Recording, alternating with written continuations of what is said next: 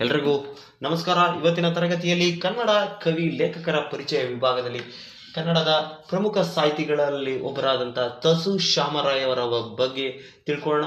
ಅದಕ್ಕಿಂತ ಮುಂಚೆ ನನ್ನ ಚಾನಲನ್ನು ಪ್ರಥಮ ಬಾರಿಗೆ ನೋಡ್ತಾ ಇದ್ದರೆ ಸಬ್ಸ್ಕ್ರೈಬ್ ಮಾಡಿ, ಶೇರ್ ಮಾಡಿ, ಲೈಕ್ ಮಾಡಿ, ಎಲ್ಲೂ ಸ್ಕಿಪ್ ಮಾಡದೆ ವಿಡಿಯೋವನ್ನು ನೋಡಿ ನಮ್ಮ ಕನ್ನಡ ಸಾಹಿತಿಗಳ ಬಗ್ಗೆ ಮಾಹಿತಿಯನ್ನು ತಿಳಿದುಕೊಳ್ಳಿ. ಈಗ ನೋಡುವ ಕನ್ನಡ ಕವಿ ಲೇಖಕರ ಪರಿಚಯ ವಿಭಾಗದಲ್ಲಿ ಇವತ್ತು ತಸು ಶ್ಯಾಮರಾಯರವರ ಬಗ್ಗೆ ತಿಳ್ಕೊಳ್ತೀವಿ.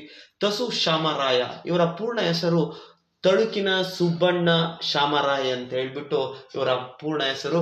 ಕಾಲ ಬಂದು 1906ರಲ್ಲಿ ಇವರ ಜನನ ಆಗುತ್ತೆ. ಸ್ಥಳ ಬಂದು ಚಿತ್ರದುರ್ಗ ಜಿಲ್ಲೆಯ ಚಳ್ಳಕೆರೆ ತಾಲೂಕಿನ ತಳುಕು ಎಂಬ ಗ್ರಾಮದಲ್ಲಿ ಇವರ ಜನನ ಆಗುತ್ತೆ.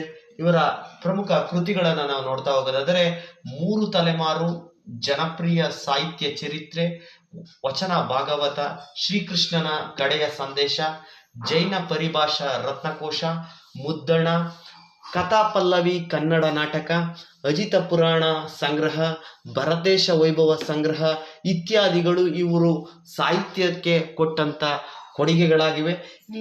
ಇನ್ನ ಇವರ ಸಾಹಿತ್ಯ ಒಂದು ಕೃಷಿಗೆ ಯಾವೆಲ್ಲ ಬಹುಮಾನಗಳು ಬಂದಿದೆ ಅನ್ನೋಂಥದ್ದನ್ನು ನಾವು ನೋಡ್ತಾ ಹೋಗೋದಾದ್ರೆ ಇವರಿಗೆ ಕನ್ನಡ ಸಾಹಿತ್ಯ ಅಕಾಡೆಮಿ ಪ್ರಶಸ್ತಿ ಬಂದಿದೆ, ಕನ್ನಡ ರಾಜ್ಯೋತ್ಸವ ಪ್ರಶಸ್ತಿ ಬಂದಿದೆ, ಮತ್ತೆ ಚಾವುಂಡರಾಯ ಪ್ರಶಸ್ತಿಗಳು ಕೂಡ ಇವರಿಗೆ ಬಂದಿದೆ.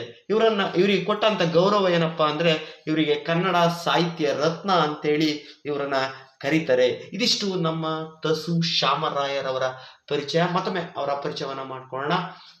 ತಸು ಶ್ಯಾಮರಾಯ, ತಳುಕಿನ ಸುಬ್ಬಣ್ಣ ಶ್ಯಾಮರಾಯ, ಕಾಲ ಬಂದು 1906, ಹುಟ್ಟಿದ ಸ್ಥಳ ಚಿತ್ರದುರ್ಗ ಜಿಲ್ಲೆಯ ಚಳ್ಳಕೆರೆ ತಾಲೂಕಿನ ತಳಕು ಎಂಬ ಗ್ರಾಮದಲ್ಲಿ ಇವರ ಜನನ ಆಗುತ್ತೆ.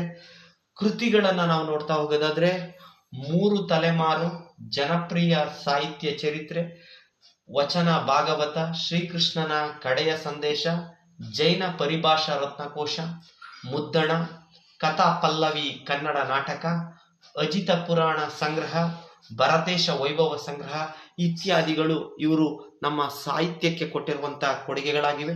ಇವರ ಸಾಹಿತ್ಯ ಕೃಷಿಗೆ ಬಂದಂತ ಪ್ರಶಸ್ತಿಗಳನ್ನು ನಾವು ನೋಡ್ತಾ ಹೋಗೋದಾದ್ರೆ ಕನ್ನಡ ಸಾಹಿತ್ಯ ಅಕಾಡೆಮಿ ಪ್ರಶಸ್ತಿ ಬಂದಿದೆ, ಕನ್ನಡ ರಾಜ್ಯೋತ್ಸವ ಪ್ರಶಸ್ತಿ, ಚಾವುಂಡರಾಯ ಪ್ರಶಸ್ತಿಗಳು ಕೂಡ ಬಂದಿದೆ. ಇವರಿಗೆ ಒಂದು ಗೌರವದಿಂದ ಕರೀತಾರೆ, ಕನ್ನಡ ಸಾಹಿತ್ಯ ರತ್ನ ಅಂತೇಳಿ ಇವರಿಗೆ ಗೌರವವನ್ನ ಕೊಡಲಾಗಿದೆ. ಇದಿಷ್ಟು ನಮ್ಮ ಕನ್ನಡದ ಸಾಹಿತಿಗಳಾದಂಥ ತಸು ಶ್ಯಾಮರಾಯರವರ ಪರಿಚಯ. ಮತ್ತೊಂದು ತರಗತಿಯಲ್ಲಿ, ಮುಂದಿನ ತರಗತಿಯಲ್ಲಿ ಮತ್ತೊಬ್ಬ ಸಾಹಿತಿಗಳ ಬಗ್ಗೆ ತಿಳ್ಕೊಳ್ಳೋಣ. ಅದಕ್ಕೆ ಮುಂಚೆ ಎಲ್ಲರೂ ನನ್ನ ಚಾನಲ್ನ ತಪ್ಪದೆ ನೋಡಿ. ಎಲ್ಲರಿಗೂ ಧನ್ಯವಾದ.